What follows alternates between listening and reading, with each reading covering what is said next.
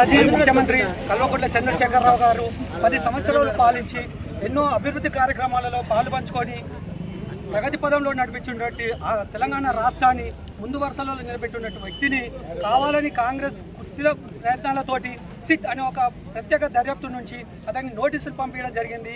నోటీసులు కూడా 65 సంవత్సరాలు నిండిన వ్యక్తికి ఇంటికి వచ్చి దర్యాప్తు చేయాలి కాకుండా అతను సొంతంగా ఉన్నటువంటి ఎర్రవెల్లి కాకుండా హైదరాబాద్లో నందా హిల్స్లో అక్కడికి రమ్మని బలవంతంగా ఇంటి ముందర అతని నోటీస్ బోర్డులో అతని ఇంటి ముందరికి వాల్ పోస్టర్ అతికించి అతను రమ్మన్నాడు.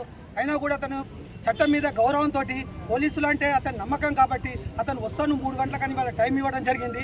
ఇవాళ అతను హుందాతనంగా పోతున్నాడు, సగర్వంగా చెప్తాడు. అతను ఎలాంటి దాపరికం లేకుండా దొంగ పాలించుకుంటూ ఇవాళ అతను ఏదో మంచి అని చెప్తున్నాడు. 50 కోట్లతోటి ప్రత్యేకంగా పట్టుబడిన వ్యక్తి, 15 నెలలు జైలుకు పోయి వచ్చిన వ్యక్తి, అతను ఏదో నీతిమంతులుగా కేసీఆర్ గారి మీద బుద్ధ చల్లాలనే ఉద్దేశంతో ఇప్పుడు ఉన్నటువంటి మున్సిపల్ ఎన్నికలలో కావాలని రాజకీయంగా ఎదగలేక పక్క పార్టీ మీద ఏదో ప్రతిపక్ష పార్టీ మీద నిందలు మోపాలని తొందరలోనే ఒక 15 రోజుల లోపలనే తన కొడుకును కేటీఆర్ని కావచ్చు, అల్లుని హరీష్ రావుని కావచ్చు, ఇవాళ అతన్ని కావచ్చు మానసికంగా కుంగదీయాలనే ఉద్దేశంతో ఇది ఒక డ్రామా ఆడుతున్నారు. ఈ డ్రామాలలో ప్రజలందరూ గమనిస్తున్నారు. తెలంగాణ 4 కోట్ల ప్రజలు ఆకాంక్షిస్తున్నారు.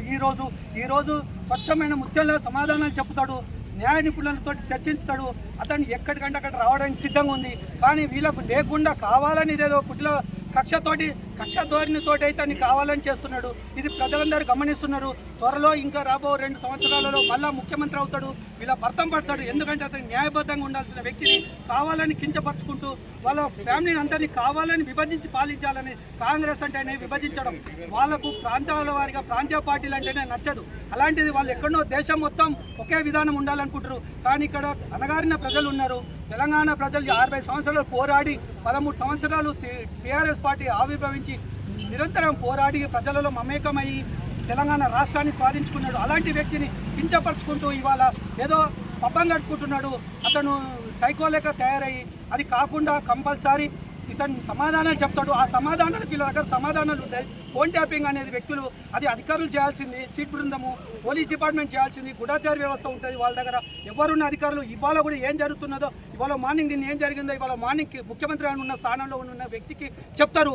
ఏ ముఖ్యమంత్రి ఉన్నా ముఖ్యమంత్రికి ప్రతి ఒక్క విషయాన్ని కంపల్సరీ చెప్తారు. దాంట్లో వాళ్ళు చేయాల్సిన సందర్భాన్ని బట్టి చేసుకుంటారు. వాళ్ళు ఎలా చేస్తారో అనేది వాళ్ళ పోలీస్ డిసిషన్. అంతేగాని ఏదో కేసీఆర్ చెప్తానో లేకపోతే నేను చెప్తానో నువ్వు చెప్తానో ఎవరు చెప్పే చేస్తే కాదు. అది వాళ్ళకు ఒక సిస్టమ్ ఉంటుంది, సిస్టమ్ ప్రకారం ఫాలో అవుతారు. కావాలని పోలీసులను కూడా వీళ్ళు పేరమల్కి వీళ్ళని కావాలని వాళ్ళని ఒత్తిడి చేసి ఇదొక డ్రామా చేస్తున్నాడు. ఈ డ్రామాను ప్రజలందరూ గమనిస్తున్నారు. రాబో కాలంలో కాంగ్రెస్ పార్టీకి గుణపాఠం చెప్తారని తెలియజేస్తూ ముగిస్తున్నాం.